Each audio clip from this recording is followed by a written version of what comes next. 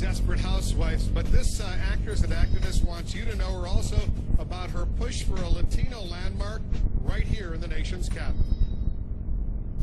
And joining us now, Eva Longoria Parker. She needs no introduction. She's here in the Situation Room. Eva, thanks very much for coming in. Thank you. I'm nervous being in this room. Don't be nervous. This is just the Situation Room. I've watched many things go down in this room. It's a big show.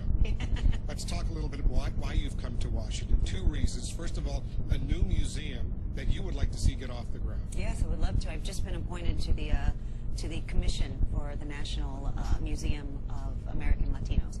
And it's a commission that's going to research, cite, funding, content, and legislation toward including art and culture and our contributions to this country. And you'd like it to be on the National Mall someplace? Yes, yes. Well, you know, that's the commission is going to do this. This is still several years down the road. Yeah, yeah. It's a big project. It took the Native American Museum 20 years. It took the African American Museum still. But those are like models, something that you'd like to see. Yes, absolutely. And you're confident that this can happen?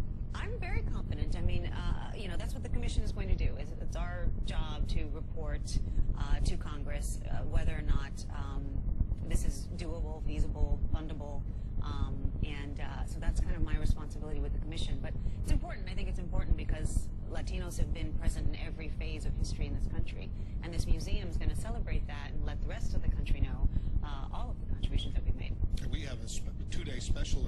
Araceli and O'Brien has done Latino in America, and I know you're a major part of that special documentary as well. We're looking forward to seeing that. The other big reason you're in Washington today is why?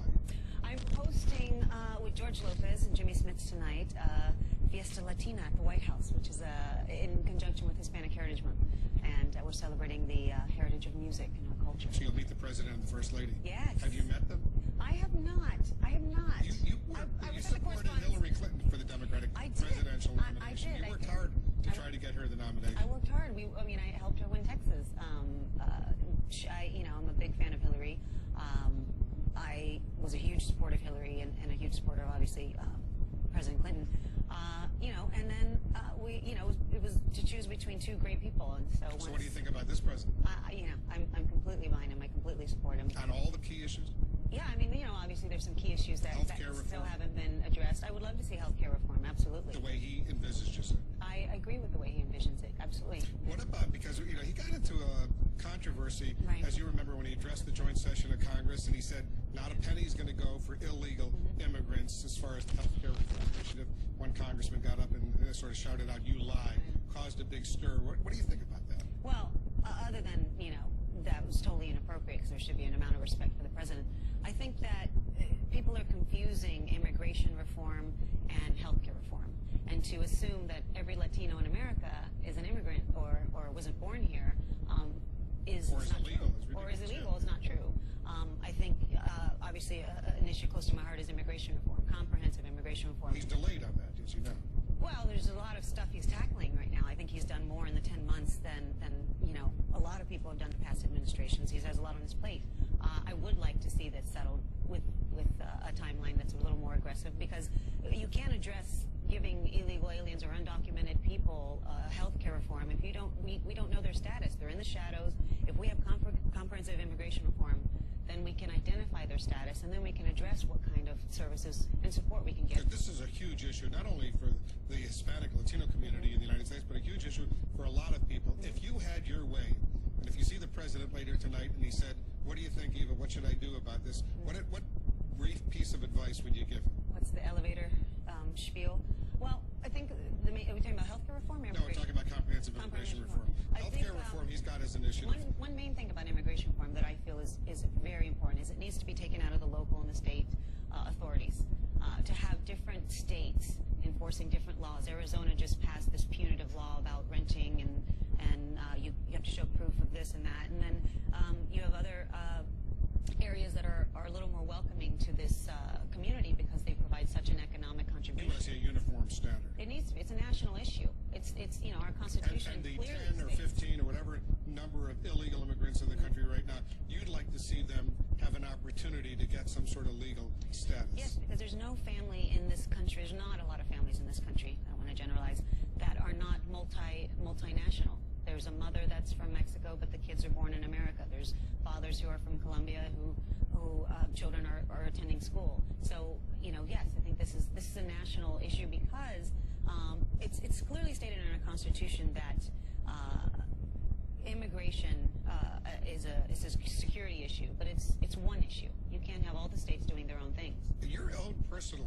attitudes on these Hispanic issues, Latino issues, they've evolved over the past year. Yeah. Is that right? Because you told me when Soledad interviewed you for the special, you had a stance, but it's sort of changed or modified, especially now that you're getting a master's degree in this area.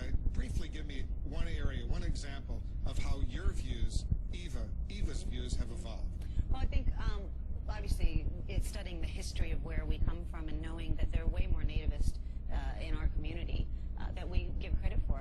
I personally am a 9th generation American, and I've never crossed a border. The border crossed us. My family has been under 5 different flags and has never moved from the land that we currently still have. And I think there's a lot of people like me, and there's a lot of people within our community that represent different cultures, different identities, Cuban, Puerto Rican, Mexican, and it's what's changed for me is just knowing that I feel like history is repeating itself. When after World War I, there was this push-pull effect for immigrants to come and tend to the farms, and then everybody came back and they said, okay, get out, and we pushed them out. Then World War II came, and then we said, okay, everybody come back, we need you to work the farms again, and then that war ended, and they go, okay, go away. And that's happening again now that there's a strain, obviously, economically in our country. We're the scapegoats again, or these immigrants are the scapegoats. Okay, get out. You can't have that push-pull effect, and we can't welcome these people as laborers, but deny them as citizens. But you're upbeat looking ahead. I am upbeat looking ahead. I think there's a lot of, obviously, issues. I'm a big advocate for the United Farm Workers and for MALDEF, and trying to advocate for farm worker rights. And it's not a citizenship. It's not an immigration issue for them. It's a human rights issue. There are people, the people who feed our nation, the most well-fed nation in the world, often go to bed hungry. And so there's a lot of reform that needs to happen. Tony Parker, the great basketball player for the San Antonio Spurs. They're going to have a good season, but I'm going to tell you, the Washington Wizards, my team, we're coming back big time. I'm looking forward to that. Let me tell you, send Gilbert Arenas a message that he better play this year. Gilbert Arenas, he'll be playing this year, so will Antoine Jameson, the entire team. Yeah, but we have Timmy and Manu and Tony and Richard Jefferson, and we have McDyke. Are you coming to Washington when San Antonio is going to be at the Verizon Center? I saw like you here last season. I was here last season. It always depends on my schedule, but I'll find you. okay. Thanks for coming in. Thank you. Good luck with the museum. Thank you. And we're only days away from